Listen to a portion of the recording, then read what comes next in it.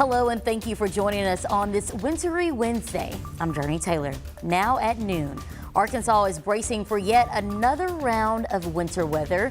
How road crews are working to ensure you are safe if you have to get out on the roadways.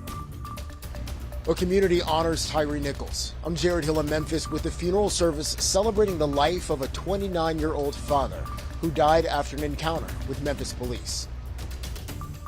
Also coming up, a big tour announcement dropped this morning on Instagram. We'll tell you what all the buzz is about and our must-see headlines just ahead.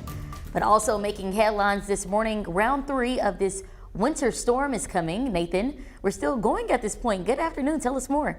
Good afternoon, Jurnee. Well, you step outside here in downtown Little Rock and you may be surprised because there's a few peaks of sun breaking their way through that cloud cover. But you take a look at radar, lots of pretty colors showing up once again, blues and pinks. A lot is not reaching the ground, and that's just because we have a lot of dry air aloft. So this moisture that you see in the blue, not reaching the ground. Down to the south, though, in the pink, it is reaching the ground. And look at the temperatures. We're still below freezing across most of Arkansas.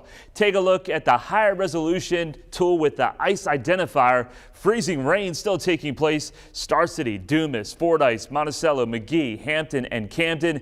And that freezing rain is adding to the ice accumulations on the trees, on the power lines, and there are some power outages. But this freezing rain is going to lift its way to the north as we progress throughout the afternoon, but especially tonight. You can expect a good chance of freezing rain here in central Arkansas because look at all that moisture into Texas. It's all lifting in our direction. So ice storm warning remains in effect all the way through Thursday afternoon for a large part of Arkansas. So don't let your guard down. The roads could still be quite slippery on Thursday morning. I'll have more on the timing of the next event and also how much more ice we could see coming up. Thank you, Nathan. From the forecast to the roads, crews are working to keep those main roads safe for everyone. While most of the metro is relatively clear, there may still be some ice patches on highways, but it's still those side streets many of us have to keep on our radar. If you don't come across ice on your commute, one thing many drivers will see as road crews make their rounds to treat is salt brine. Road crews are putting in long hours laying down a variety of materials to keep the roads as safe as possible. They're fighting each wave of winter weather by spraying a salt brine mixture on the roads. Depending on the city, they usually make their own salt brine. We dump the salt into it, then we run water through that salt, and then that will come out into a tank, storage tank, and then we will have that at about 26% salt solution. And what that does is lower the freezing point that would freeze. If we were spraying water out there, it'd be freezing at 32 degrees. If we do it with salt brine, it lowers it more down to around 15. Now, again, no matter where you're driving today, make sure to travel with caution, especially on your side and back roads, as crews focus their attention to the main roads and highways. A deadly winter ice storm is gripping parts of the South. Accidents on slick roads killed at least 2 people yesterday, and tens of thousands of people are without power.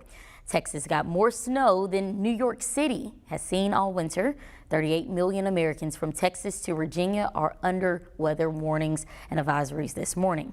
Omar Villafranca is in hard-hit Memphis.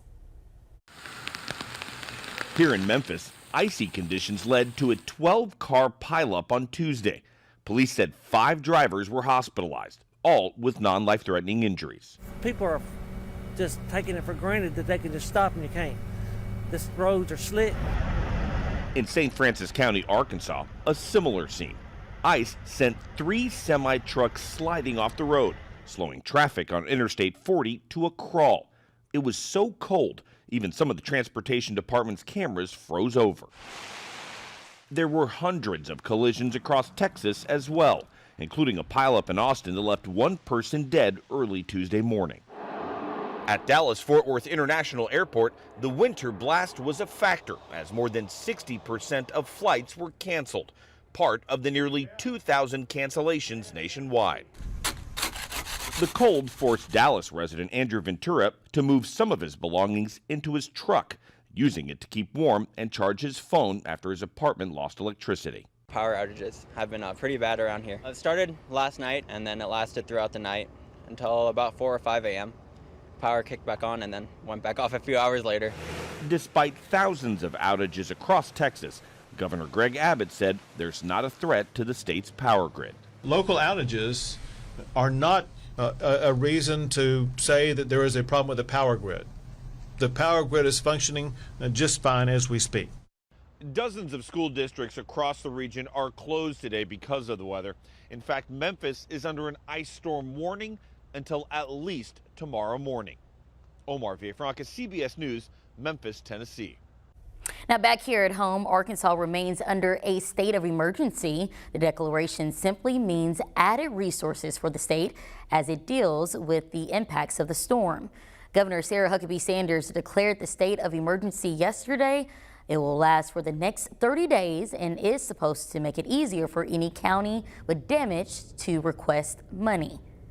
It could mean different resources for them, financially for cleanup, if you have a lot of debris cleanup and stuff like that. Of course, it's a process to get that, and it would actually be declared by your county judge and approved by the governor. Counties can also get some help through an executive order the governor signed Monday night. It set aside $250,000 in disaster funds to be given out by the State Department of Emergency Management.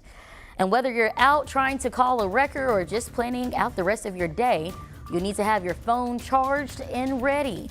The THV 11 app has everything you need: live weather, including radar, newscasts, and a constantly updated list of school and business closures. Get it in the big app stores.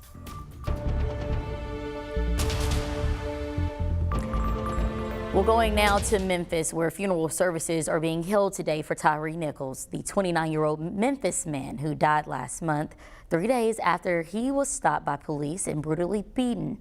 Jared Hill is in Memphis with the latest.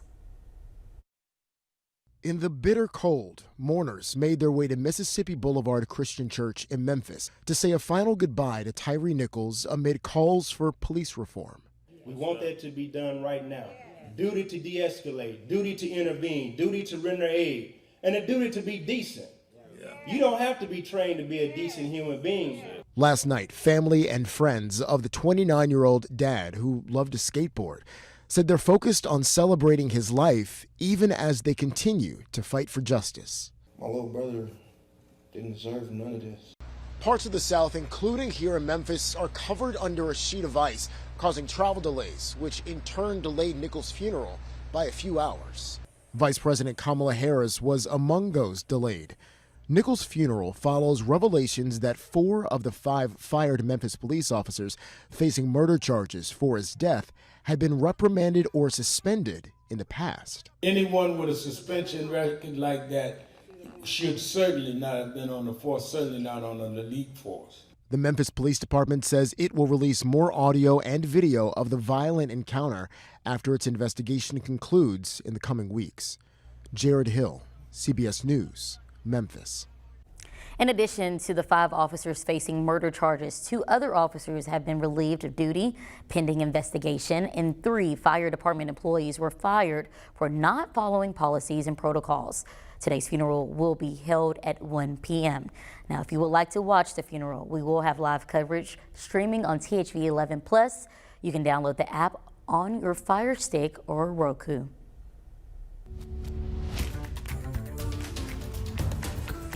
Turning now to national news, President Biden meets today for the first time with new House Speaker Kevin McCarthy. One of the most pressing items on the agenda is coming up with a deal to raise the country's debt limit. After the country hit the debt limit last month, the U.S. Treasury made cuts that brought some time and gives Congress until June to act. Now, House Republican leaders are prepared to hold a vote as soon as today on removing Minnesota Congresswoman Ilhan Omar from the Foreign Affairs Committee. Initially, Republicans did not have enough votes to remove her, but late last night, House Speaker Kevin McCarthy announced he has now locked down enough votes. McCarthy vowed to remove Omar over her past remarks about Israel. And today we are learning Nikki Haley, the former governor of South Carolina, is getting ready to announce her 2024 presidential bid. That would make her the first Republican to challenge former President Donald Trump, who announced his bid last year. Kanye West, rainwater, and a water shortage. Our Verified team is diving into a viral claim about a ban on stockpiling water in 6 minutes. And we've got to get through one last round of wintry weather that's in parts of the state right now, but it will move into central Arkansas tonight and could make for a slick Thursday morning rush. I'll have more on additional ice accumulations and also better weather coming up.